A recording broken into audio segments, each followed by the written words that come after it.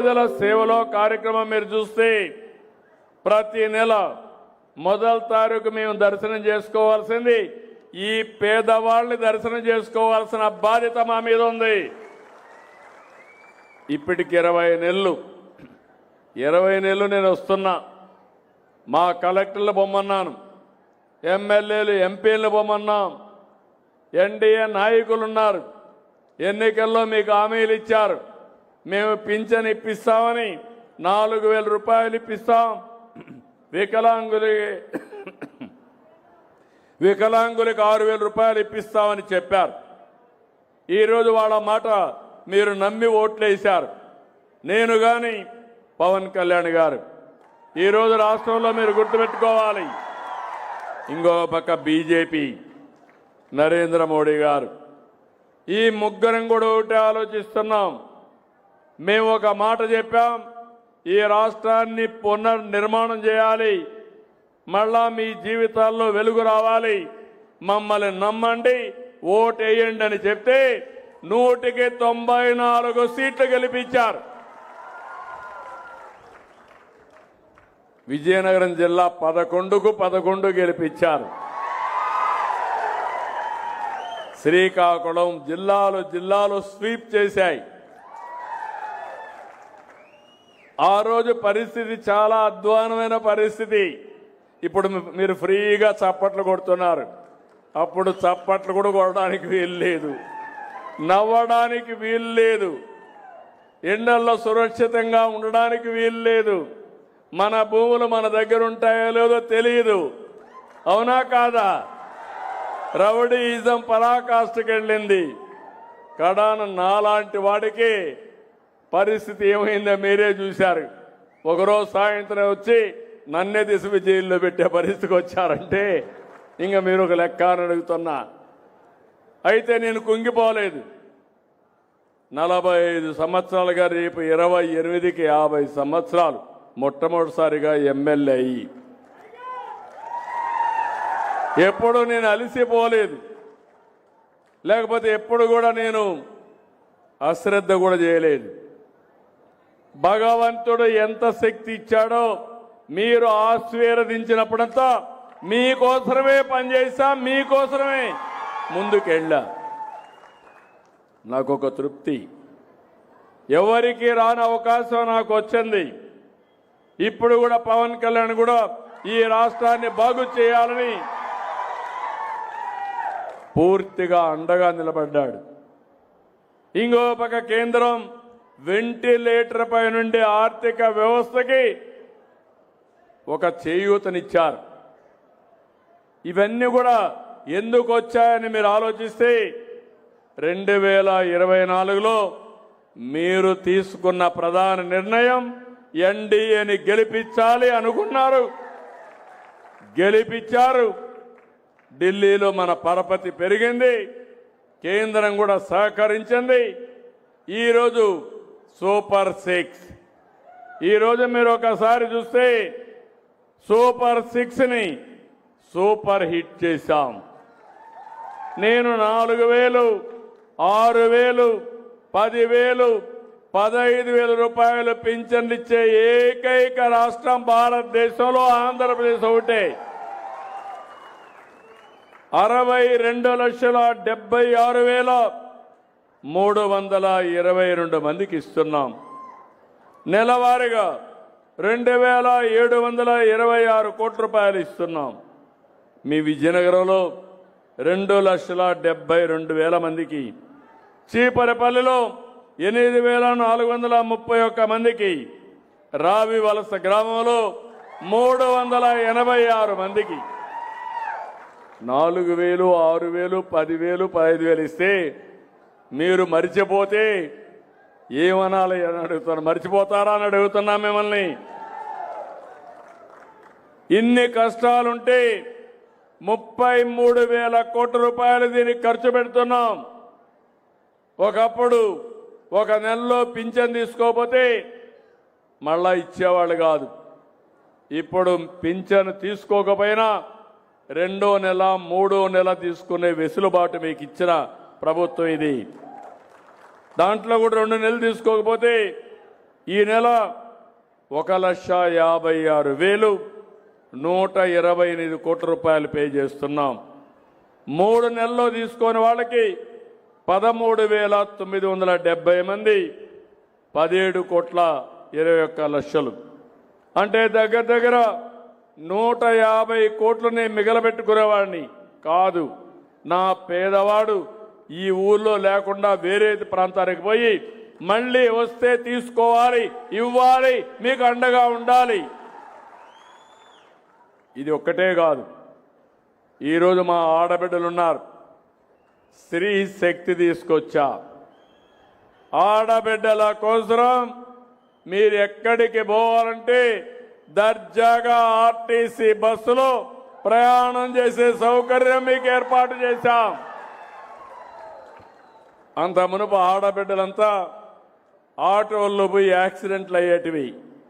ఇప్పుడు యాక్సిడెంట్లు లేవు, చాలా హ్యాపీగా తిరుగుతున్నారు. అప్పుడంతా ఎక్కడైనా ఒక దేవాలయానికి పోవాలంటే ఇంట్లో వాళ్ళ పర్మిషన్ కావాలి. ఇప్పుడు ఏం బాధ లేదు. ఎప్పుడు మీకు మూడు వస్తే అప్పుడు బయలుదేరి ఏ దేవాలయానికి పోవాలన్నా ఆ దేవాలయానికి మీరు రావచ్చు. ఒకప్పుడు తల్లిని చూడాలంటే మీకు ఆంక్షలు, లేకుంటే కూతురు బయట ఉంటే చూడాలంటే తల్లికి ఆంక్షలు. ఇప్పుడు అది కూడా లేదు. రిపీటెడ్గా మీ ఊరు నుంచి ఏ ఊరిలో ఉంటే పోయి చూసుకొని మధ్యాహ్నం అక్కడ భోంచేసి సాయంత్రం మళ్ళా ఇంటికి వచ్చే పరిస్థితి ఏర్పాటు చేశామంటే అది ఆడబిడ్డల పట్ల ఈ ప్రభుత్వానికి ఉండే అభిమానం. అవునా కాదా అని అడుగుతున్నా. ఇంకో పక్క దీపం, నేనే గ్యాస్ సిలిండర్లు ఇచ్చా. ఇప్పుడు 3 సిలిండర్లు ఉచితంగా ఇస్తున్నా. ఇప్పటి వరకు మీరు చూస్తే స్త్రీ శక్తి కింద 47 కోట్ల మంది, అంటే 47 కోట్ల ప్రయాణాలు జరిగాయి. మన జనాభా 5 కోట్లు. దీంట్లో మహిళలు 2,50,00,000 మంది ఉంటారు. అనేక సందర్భాల్లో ప్రయాణాలు చేశారు. 47 కోట్ల మంది ప్రయాణం చేసే పరిస్థితికి వచ్చారు. అన్నదాత సుఖీభవ. నాకెప్పుడు కూడా విజయనగరం ఒక స్ఫూర్తి. పేదలుండే జిల్లా, సన్నకారు చిన్నకారు రైతాంగం ఉండే జిల్లా, నీళ్లు పైనున్న వాడుకోని జిల్లా. అందుకే తోటపల్లి నేనే ప్రారంభించి మళ్ళీ నేనే దాన్ని పూర్తి చేసి మీకు నీళ్లు అందించాను. దాన్ని రాబోయే రోజుల్లో విశాఖపట్నం ఉత్తరాంధ్రకు హామీ ఇస్తున్నా. ఒక కమిట్మెంట్తో పనిచేస్తా. పనిచేయడమే కాదు, ఈ జిల్లాలో 3 జిల్లాల్లో ఉండే అన్ని ఇరిగేషన్ ప్రాజెక్టులు రాబోయే 3 ఏళ్లలో పూర్తి చేసే బాధ్యత ఈ ప్రభుత్వం తీసుకుంటాం. అక్కడి నుంచి నేరుగా వంశధార, నాగావళి, నాగావళి చంపావతి, చంపావతి నుంచి ఉత్తరాంధ్ర సుజల స్రవంతి. ఇప్పటికీ పోలవరం నుంచి నీళ్లు అనకాపల్లికి వస్తున్నాయి. అనకాపల్లి నుంచి నీళ్లు ఈ సంవత్సరం విశాఖపట్నానికి వచ్చి రాబోయే రోజుల్లో వంశధారలో నీళ్లుంటే గోదావరికి వెళ్తాయి. గోదావరిలో నీళ్లుంటే వంశధార వరకు తీసుకొచ్చే బాధ్యత నాదని, మరొకసారి మాదని హామీ ఇస్తున్నా. దీనివల్ల నీటి ఎద్దడి, నీటి సమస్య పరిష్కారం అవుతుంది. అదే కాకుండా రైతును చూస్తే నేను ఒకసారి వచ్చినప్పుడు అన్నాను, ఇక్కడ మొక్కజొన్న వస్తుంది ఏమన్నా. వరి కంటే మొక్కజొన్నలో నీళ్లు తక్కువ, ఆదాయం ఎక్కువ అంటే అందరూ వేశారు. ఎక్కడ చూసినా మొక్కజొన్న కనపడస్తా ఉంది. ఇప్పుడు చెప్తున్నా, మొక్కజొన్న కంటే పండ్ల తోటలు గొప్ప. విజయనగరం ఉద్యానవనంగా చేసే బాధ్యత మీరందరూ తీసుకోవాల్సిన అవసరం ఉంది. కలెక్టర్కి స్పష్టమైన ఆదేశాలు ఇచ్చాను, వర్కౌట్ చేస్తున్నాడు. రాబోయే 2 ఏళ్లలో ఒక 40 నుంచి 50 వేల ఎకరాల్లో పండ్ల తోటలు కానీ కూరగాయలు కానీ వేయించే బాధ్యత ఈ ప్రభుత్వం తీసుకుంటామని మీ అందరికీ హామీ ఇస్తున్నా. విశాఖపట్నం ఒక మెగా సిటీగా తయారవుతుంది. నేరుగా విశాఖపట్నం నుంచి ఇక్కడ పండించిన పంటలు సముద్ర మార్గంలో, విమాన మార్గాల్లో దేశం మొత్తం విదేశాలకు కూడా మనం పంపించే అవకాశాలు ఉంటాయి. అదే సమయంలో ప్రతి రైతుకు హామీ ఇచ్చాను. అన్నదాత సుఖీభవ 20,000 రూపాయలు ఇస్తానని చెప్పాం. అంత మునిపిచ్చింది మీకు 7,500 ఇస్తే ఆర్థిక ఇబ్బందులున్నా మనం 14,000 ఇచ్చాం. గవర్నమెంట్ ఆఫ్ ఇండియా 6,000 ఇచ్చింది. మొత్తం ఎన్డీఏ 20,000 రూపాయలు ప్రతి ఒక్క రైతుకి ఇచ్చే కార్యక్రమానికి శ్రీకారం చుట్టాం. పిల్లలకు డిఎస్సి 15,941 మంది టీచర్ పోస్టులు భర్తీ చేశాం. 5 ఏళ్ళు ఒక టీచర్ పోస్ట్ భర్తీ చేయలేదు. పిల్లల విద్య పైన కాన్సన్ట్రేట్ చేయలేదు. ఇక్కడ నేను చూశాను పిల్లల్ని, చిన్న పిల్లలు 2 వేళ్లు చూపిస్తూ నాకు స్వాగతం పలుకుతున్నారంటే ఆ పిల్లల కోసమే నేను పనిచేస్తున్నా, వాళ్ళ భవిష్యత్తు కోసమే నేను పనిచేస్తున్నాను. తొందరలో ఇంకో పాలసీ కూడా తీసుకొస్తాం. మన రాష్ట్రంలో చిన్న పిల్లల సంఖ్య తగ్గిపోతా ఉంది. ఈరోజు మీరందరూ చూస్తే ఒకప్పుడు ఎక్కడ చూసినా పిల్లలంతా కూడా కళకళలాడుతూ ఉండేవారు. ఇప్పుడు చదువుకున్న వాళ్ళల్లో మార్పు వచ్చింది. ఆ మార్పు పిల్లలు వద్దనుకొని అసలు పిల్లలు కనడం మానేస్తున్నారు. ఇది ప్రమాదం. ఎందుకంటే కొన్ని దేశాలు పిల్లలు లేకుండా ఆ దేశాలంతా కూడా మిషన్స్ పైన ఆధారపడి జనాభా తగ్గిపోయింది. సంపద ఉన్నా కూడా దాన్ని ఉపయోగించుకునే శక్తి లేకుండా పోయే పరిస్థితికి వచ్చాయి. భారతదేశం సంపద జనాభా ఉత్తర భారతదేశంలో చాలా వరకు జనాభా పెరుగుతూనే ఉంది ప్రస్తుతం. కానీ దక్షిణ భారతదేశంలో జనాభా తగ్గిపోతూ ఉంది. నేనే కుటుంబ నియంత్రణ తెచ్చాను. మళ్ళీ ఈరోజు విజ్ఞప్తి చేస్తున్నా, ప్రతి ఒక్క కుటుంబంలో యంగ్స్టర్స్ అందరూ 2 కానీ 3 పిల్లలు ఉండే విధంగా జాగ్రత్త తీసుకుంటేనే భవిష్యత్తు ఉంటుంది. ఆ పిల్లల్ని ఏ విధంగా పెంచాలి, భవిష్యత్తు రావాలి, దానికి ప్రభుత్వం కూడా పూర్తిగా సహకరిస్తాం. ఉద్యోగాలు కల్పిస్తాం, మంచి చదువు కల్పిస్తాం, ఎలాంటి అనారోగ్య సమస్యలు లేకుండా చూస్తాం, పరిశ్రమలకు ప్రాధాన్యత ఇస్తాం. ఇవన్నీ కూడా చేస్తామని చెప్పి నేను మీకు తెలియజేస్తున్నా. ఇంకో పక్క నేను 3 విషయాలు చెప్పాను. ఒకటి, సూపర్ 6 సూపర్ హిట్ చేస్తామని. 2, అభివృద్ధికి పరుగులెత్తిస్తానని ఆ రోజు హామీ ఇచ్చాను. ఈరోజు మీరు చూస్తే విశాఖపట్నం కేంద్రంగా అనేక అభివృద్ధి కార్యక్రమాలకి శ్రీకారం చుట్టాం. మొట్టమొదటిసారిగా ఆర్థిక సంస్కరణలు వచ్చిన తర్వాత భారతదేశంలో 15 బిలియన్ అంటే దగ్గర 1,20,000 కోట్ల రూపాయలతో data centre, AI artificial intelligence కేంద్రం పెట్టే పరిస్థితికి వచ్చారు. ఇది ఒక వినూత్నమైన కార్యక్రమం. టీసీఎస్ వచ్చింది, కాగ్నిజెంట్ వచ్చింది, భోగాపురం విమానాశ్రయం వస్తుంది. భోగాపురం విమానాశ్రయం విజయనగరానికి చాలా ఆసరాగా ఉంటుంది. ఒకప్పుడు హైదరాబాద్ ఉంది, ఎక్కడ ఎయిర్పోర్ట్ రావాలని ఆలోచించాను. ఆ రోజు శంషాబాద్లో పెట్టాను. దానికి కారణం అటు మహబూబ్నగర్ జిల్లా, రంగారెడ్డి జిల్లా, నల్గొండ, విజయవాడ, కర్నూలుకి సెంటర్గా ఉంటుందని పెట్టాను. ఈరోజు హైదరాబాద్ అభివృద్ధి అయిందంటే ఆ విమానాశ్రయమే కారణం అని చెప్పి మరొక్కసారి మీ అందరికీ విజ్ఞప్తి చేస్తున్నా. ఇప్పుడు నేను పెట్టే విమానాశ్రయం భోగాపురంలో వస్తుంది. భోగాపురం విజయనగరానికి దగ్గర, మీ జిల్లాకు దగ్గర. రేపు 3 జిల్లాలు శ్రీకాకుళం, విజయనగరం, విశాఖపట్నం ఒక బ్రహ్మాండమైన నగరంగా తయారు కావడమే కాకుండా ఉపాధి అవకాశాలు మెరుగవుతాయి. మీ భవిష్యత్తు బాగుంటుందని చెప్పి కూడా నేను మీకు తెలియజేస్తున్నా.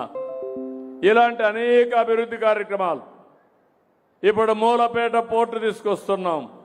టూరిజానికి ఎక్కువ ప్రాధాన్యత ఇచ్చాం.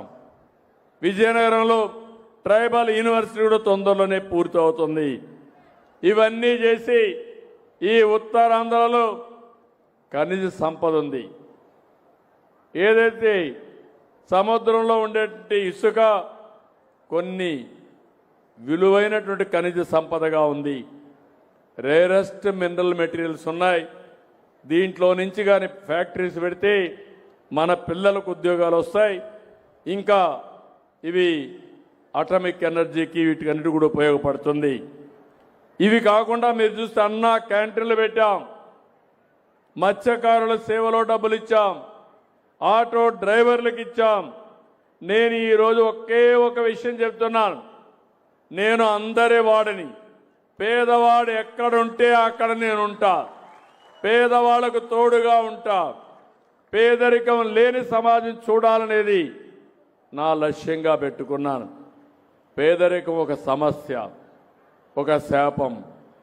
అలాంటి పేదవాళ్ళని పేదరికం నుంచి పైకి తీసుకొచ్చి ఆర్థిక అసమానతలు తగ్గించే బాధ్యత తీసుకోవాలి. ఈరోజు పేదవాళ్ళుగానే ఉండి డబ్బులున్న వాళ్ళు డబ్బులు సంపాదిస్తా పోతే ఆ సమాజానికి విలువ లేదు. అలాంటి సమాజానికి గౌరవం కూడా ఉండదు. సంపద అనేది ప్రతి ఒక్కరికి మెరుగైన జీవన ప్రమాణాలు కల్పించే విధానం ఉండాలని చెప్పి కూడా నేను మీకు తెలియజేస్తున్నా. అందుకే నేను P4 తీసుకొచ్చాను. ఇది కాకుండా మీరు ఒక విషయం గుర్తుపెట్టుకోవాలి. ఒకప్పుడు నేను ఇప్పుడు భూముల విషయం మాట్లాడితే మీరందరూ చప్పట్లు కొట్టారు. చాలా దుర్మార్గాలు జరిగాయి. మామూలు కాదు. ఈ భూ రికార్డ్స్ అన్ని భూముల రికార్డ్స్ అన్ని తారుమారు చేశారు. మీ భూమి ఆ రోజుండే పెద్దల మాట మీరు వినకపోతే మీ భూమిని వాళ్ళకి ఇమ్మని దౌర్జన్యం చేశారు. ఇవ్వకపోతే ప్రభుత్వ భూమిగా మార్చేశారు. కంప్యూటర్లు 22A పెట్టారు. మీరు చూసుకునే లోపల అది ప్రభుత్వ భూమి అయిపోయింది. ఈరోజు లిటిగేషన్లో పడిపోయింది. బిగినింగ్లో నేను ముఖ్యమంత్రి అవుతానే ఎక్కడికి పోయినా వందల వేల పిటిషన్లు వచ్చేటివి. ఏంటని చూస్తే అందరూ మా భూమి పలాయన కొట్టేశాడు, 1122A కింద పెట్టాడు, విభేదాలు వచ్చాయి, మీరు ఎట్లా పరిష్కారం చేస్తారో చేయమని బాధపడ్డారు. అది చూసిన తర్వాత నేను ఎన్నికల్లో మీకు ఒక మాట చెప్పాను. ల్యాండ్ టైటిలింగ్ యాక్ట్ రద్దు చేస్తానని చెప్పి మొదటి సంతకం పెట్టి రద్దు చేసేశాను. మళ్ళీ మీకంతా సర్వే చేస్తున్నాను. నేను ఒకటే మీ అందరికీ హామీ ఇస్తున్నా. ఈ నెల 9వ తారీఖు కూడా మళ్ళా నేనే వచ్చి ఇస్తున్నా. 3 సార్లు ఇచ్చాను. డిసెంబర్ లోపల అన్ని భూములు సర్వే చేసి నా ఫోటో వేసుకోను, వేరే వాళ్ళ ఫోటో వేసుకొని రాజముద్రతో పట్టాదారు పాస్ పుస్తకాలు మీకు ఇచ్చే బాధ్యత తీసుకుంటాం. అదే మాదిరిగా మీ దగ్గర కరెన్సీ, డబ్బుల కరెన్సీ ఎట్టుంటుందో అలాంటి ఫ్యూచర్స్ పెట్టి ఎవ్వరు ట్యాంపర్ చేయకుండా మీకు పట్టాదారు పాస్ పుస్తకాలు ఇస్తా. క్యూఆర్ కోడ్ పెట్టాం. ఆ క్యూఆర్ కోడ్ వల్ల ఎప్పటికప్పుడు మీ భూమి ఒకసారి మీరు చూసుకోవచ్చు. మీ సర్వే నెంబర్, సబ్ డివిజన్ ఏంటి, LLM అవన్నీ కూడా అందులో ఉంటాయి. మీకు 4 సర్వే నెంబర్లో 10 దగ్గర భూమి ఉంటే ఆ డీటెయిల్స్ అన్నీ ఉంటాయి. ఎవరైనా మీకు తెలియకుండా భూమిని మార్చేసి ఎప్పుడు కావాలంటే అప్పుడు చూసుకునే ఏర్పాటు చేస్తా. రెండవది, రికార్డ్స్ అన్నీ బ్లాక్ చైన్ టెక్నాలజీలో పెడతాను. ఎవ్వరు కూడా ట్యాంపర్ చేయని విధానానికి శ్రీకారం చుట్టాను.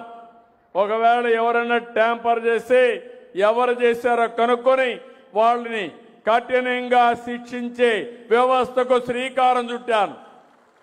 ఇంకెక్కడ ఎవరైనా భూములు జోలుకొస్తే మీరు బయట ఉండరు, జైల్లో ఉంటారు.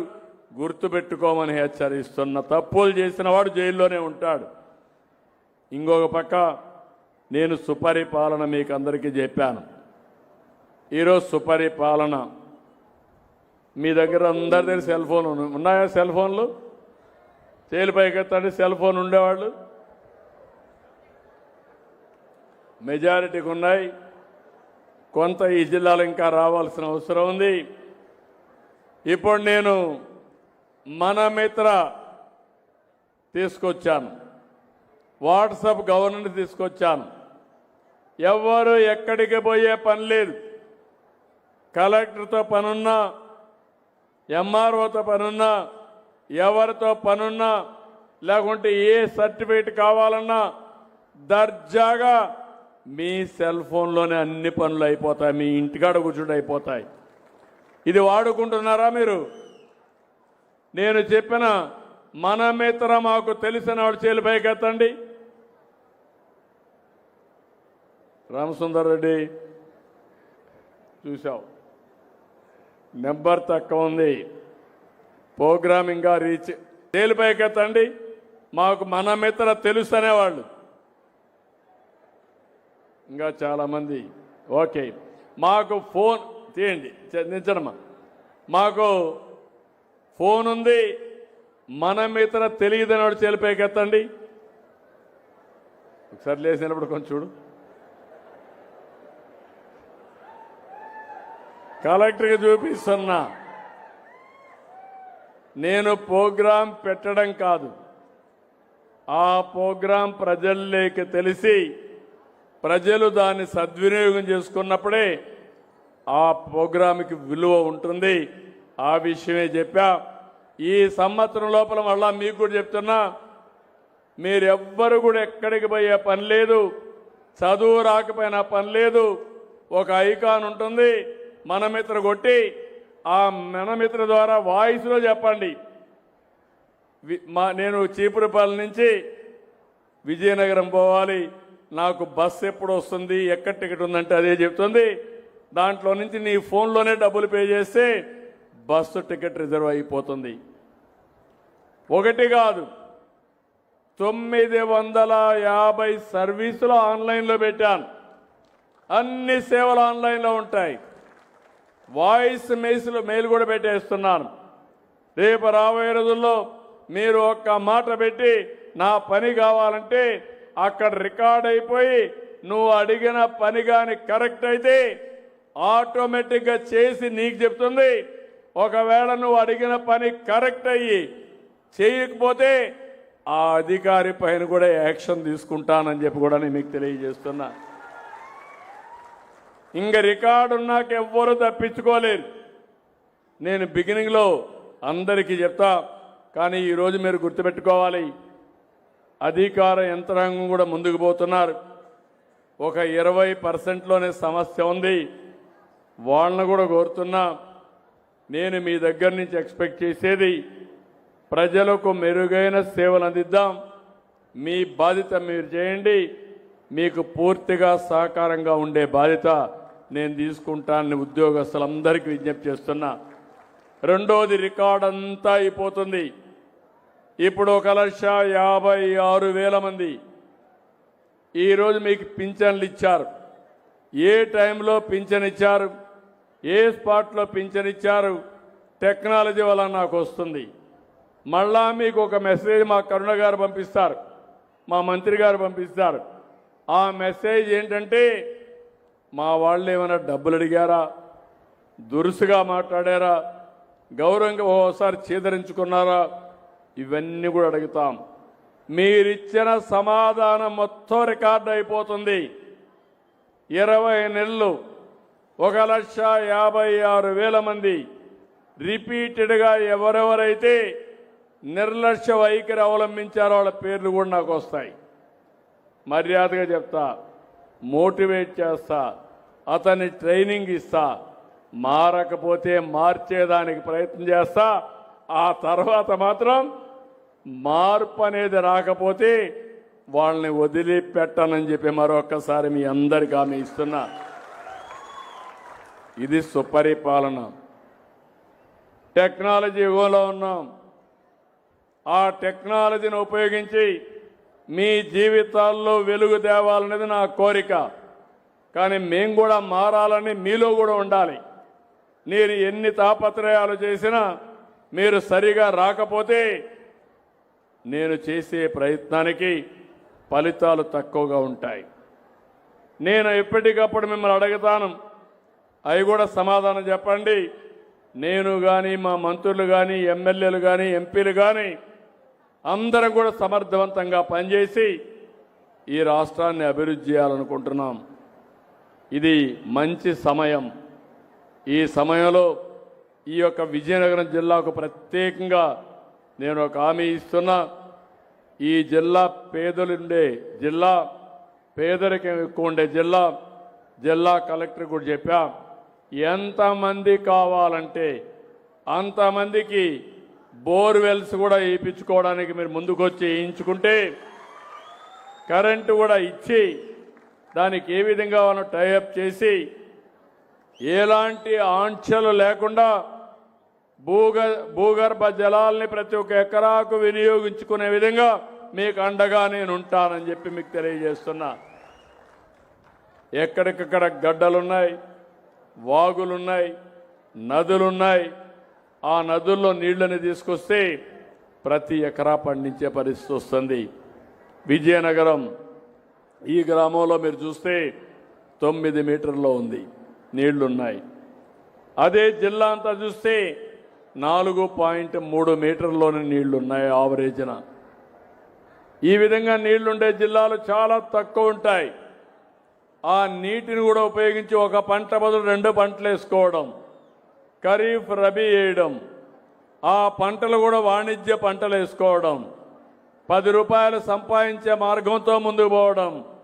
దీంతోనే లాభం లేదు, పరిశ్రమలు రావాలి, అదే మరి సర్వీస్ సెక్టర్ రావాలి.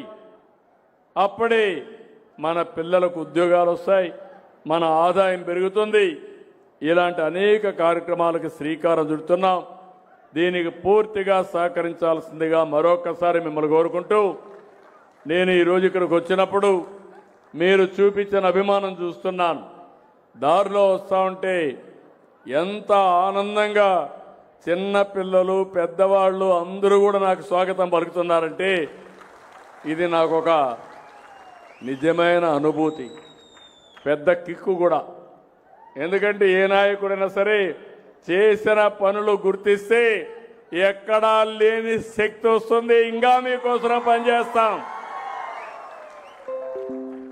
ఎంత పని చేసినా మీరు నీరసంగా ఉంటే మిమ్మల్ని మెప్పించలేక మేము నీరసంలో పడి రాష్ట్రం నీరసంలో పడిపోతుంది. మీరు కూడా మంచిని మంచిగా గుర్తించాలి, చెడును చెడుగా గుర్తించాలి. మీరు నిన్న మొన్న చూశారు వెంకటేశ్వర స్వామి, మీరందరూ కూడా ఇక్కడ ఉండేవాళ్ళు తిరుమలకి వెళ్తారనుకుంటే వెళ్తున్నారా? భక్తి ఉందా మీ అందరికీ? 5 ఏళ్ళు 19, 24 తిరుమలకి వెళ్ళారా మీరు? అప్పుడు కొంతమంది వెళ్ళారు. అప్పుడు ప్రసాదం చూశారా మీరు? ఇప్పుడు ప్రసాదం చూశారా అని అడుగుతున్నా. ఈరోజు తిరుపతి లడ్డు, తిరుపతి ప్రసాదాలు ఈరోజు నాణ్యత పెంచడమే కాకుండా నిర్వహణ కూడా సమర్థవంతంగా చేస్తున్నాం. కానీ 19, 24లో ఒక కుట్రపూరితమైన రాజకీయం చేశారు. దేవుని ప్రతిష్ట, దేవుని యొక్క పవిత్రత దెబ్బతీయడానికి ప్రయత్నం చేశారు. ప్రయత్నం చేసి ఈరోజు సిబిఐ ఎంక్వైరీ చేస్తే కెమికల్స్తో నెయ్యి తయారు చేసి దేవునికి నైవేద్యం పెట్టామంటే ఎంత దుర్మార్గం మీరే ఆలోచించాలి. అలాంటి వాళ్ళు రాజకీయాల్లో ఉంటే ఎలాంటి సమస్యలు వస్తాయో మనం గుర్తుపెట్టుకోవాల్సిన అవసరం ఉంది. నేను ఎప్పుడు కూడా ఏ వ్యక్తిని కూడా తప్పుపట్టను, తప్పు చేసిన వాడిని వదిలిపెట్టను. కడాన మనకు తప్పు చేయడమే కాకుండా దేవుడికి కూడా అన్యాయం చేసే పరిస్థితి వస్తే, దేవునికి కూడా ద్రోహం చేసే పరిస్థితి వస్తే ఇలాంటి వారిని వదిలిపెట్టొచ్చునా అని మిమ్మల్ని అడుగుతున్నా. మీరు గుర్తుపెట్టుకోవాల్సిన అవసరం ఉంది. మన దేవుడు నేను బజార్లోకి లాగాలనుకోలేదు.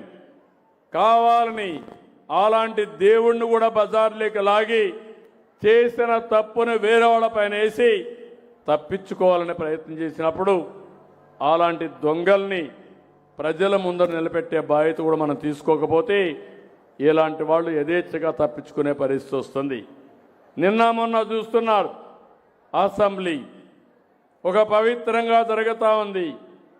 ప్రజల అవసరాలు చర్చిస్తున్నాం, పరిష్కార మార్గాలు చూపిస్తున్నాం, సాధ్య అసాధ్యాలు చెప్తున్నాం, ప్రజా చైతన్యం తీసుకొస్తున్నాం.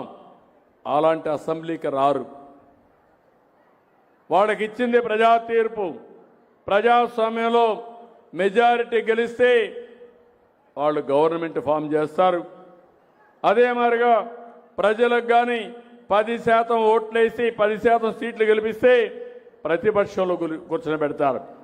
10% కంటే తక్కువ ఓట్లేస్తే సీట్లు గెలిస్తే వాళ్ళంతా కూడా ప్రతిపక్ష హోదా కూడా ఉండదు. ఇది ప్రజాస్వామ్య విలువ. ఒక ముఖ్యమంత్రి పైన అవిశ్వాస తీర్మానం పెట్టాలంటే 10% ఎమ్మెల్యేలు ఉంటేనే అర్హత ఉంటుంది.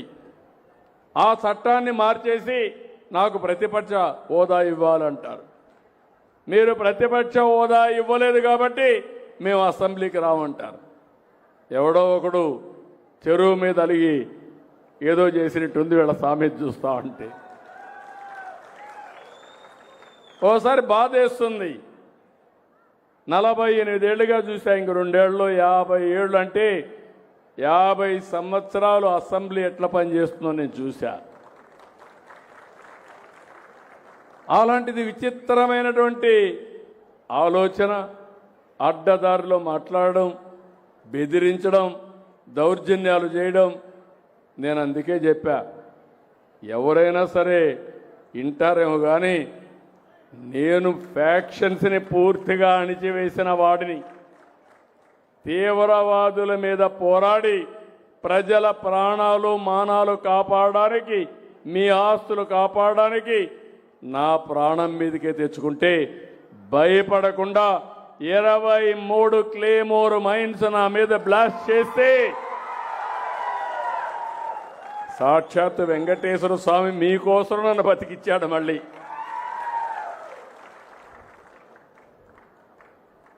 ముఠా నాయకత్వాన్ని పూర్తిగా రూపుమాపాను. రౌడీలు అనేవాడు ఎవడు ఉండడానికి వీలు లేదు.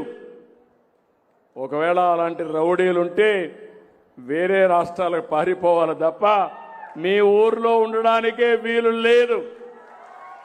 మా ఆడబిడ్డల జోలుకొస్తే ఖబర్దార్, జాగ్రత్త. అదే చివరి రోజు మీకు.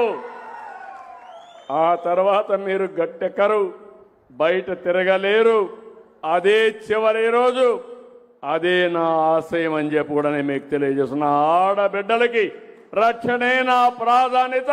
కాపాడుకుంటా స్వేచ్ఛగా తిరిగే స్వేచ్ఛ మీకు ఇస్తా. గంజాయి బ్యాచ్ కూడా చెప్తున్నా, హెచ్చరిక చేస్తున్నా. ఖబర్దార్, గంజాయి బ్యాచ్ ఎక్కడన్నా ఉండి మత్తులో తప్పు చేసినా చిత్తుగా నీకేం చేయాలనో చేసే బాధ్యత తీసుకుంటామని వారికి కూడా హెచ్చరిస్తున్నా. ఈ రాష్ట్రం సమయం పోగొట్టుకోవడానికి సిద్ధంగా లేం. చెడుదారిన పట్టిన వాళ్ళని సరైన మార్గంలో పెట్టలేకపోతే ఎక్కడ పెట్టాలనో అక్కడ వాళ్ళని పెట్టి మనం ముందుకు పోవడం తప్ప వేరే మార్గం లేదు. అందుకే నేను మిమ్మల్ని అందరినీ కోరుతున్నా. నేను 4వసారి ముఖ్యమంత్రి.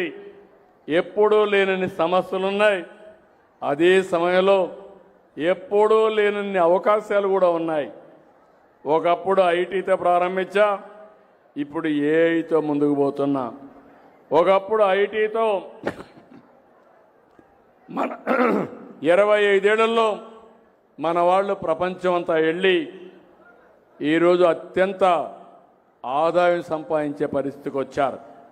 ఇప్పుడు ఏఐ కూడా ఉపయోగించి మన రాష్ట్రంలో ప్రతి ఒక్కరి జీవన ప్రమాణాలు పెంచి ఈ యువత తెలివైన యువతగా తయారు చేసి ప్రపంచానికి ఒక శక్తివంతమైన మేధాశక్తిని మన రాష్ట్రం నుంచి మనం ఇస్తాం.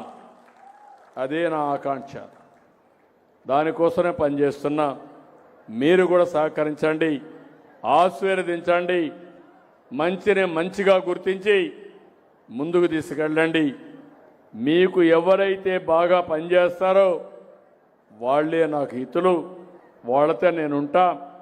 మంచిని తీసుకుని నా ఆలోచన ఒకటి 2047 స్వర్ణ ఆంధ్రప్రదేశ్లో దేశానికి నెంబర్ 1 రాష్ట్రం ఏదంటే దానికి చిరునామాగా ఆంధ్రప్రదేశ్ ఉంటుంది. ఏది 47కి చెప్పి అంతవరకు నేనేదో మాయమాటలు చెప్పడానికి సిద్ధంగా లేను. 47కి 54 లక్షల రూపాయల ఆదాయం రావాల్సి వస్తే 5 ఏళ్లలో ఏం చేస్తాం, సంవత్సరం ఏం చేస్తాం, ఒక నిర్దిష్టమైన లక్ష్యాలు పెట్టుకుని దాన్ని సాధించడానికి ముందుకు పోతున్నా. మీరు కూడా నేను ఏదైతే రాష్ట్రం కోసం ఆలోచిస్తా, మీరు మీ గ్రామాల కోసం, మీ ప్రాంతాల కోసం, ఎమ్మెల్యేలు వాళ్ళ నియోజకవర్గం కోసం వాళ్ళు ఆలోచించి ఎక్కడికక్కడ మనం పనిచేయగలిగితే మెరుగైన ఫలితాలు వస్తాయి. అందుకే మళ్ళీ కోరుతున్నా. ఈరోజు మిమ్మల్ని చూసినప్పుడు ఒకసారి నేను కూడా ఎక్కువ ఉత్సాహం వచ్చి 2 నిమిషాలు ఎక్కువ కూడా మాట్లాడుతూ ఉంటాం. అది ఎందుకంటే నేను అనుకున్నట్టు మీకు అర్థం కావాలని నేను చెప్తున్నా. మీరు అర్థం చేసుకుంటారని చెప్పి ఆశిస్తూ మరొక్కసారి ఈ కార్యక్రమానికి వచ్చిన మిమ్మల్ని అందరినీ పేరు పేరున మనస్ఫూర్తిగా అభినందిస్తూ అందరికీ నమస్కారాలు. జై హింద్, జై జన్మభూమి. ఆద్యంతం ఆంధ్రప్రదేశ్ రాష్ట్ర అభ్యున్నతే ధ్యేయంగా ఆడబిడ్డల శ్రేయస్సు, వారి రక్షణే లక్ష్యంగా మాన్య ఆంధ్రప్రదేశ్ రాష్ట్ర ముఖ్యమంత్రి వర్యులు శ్రీ నారా చంద్రబాబు నాయుడు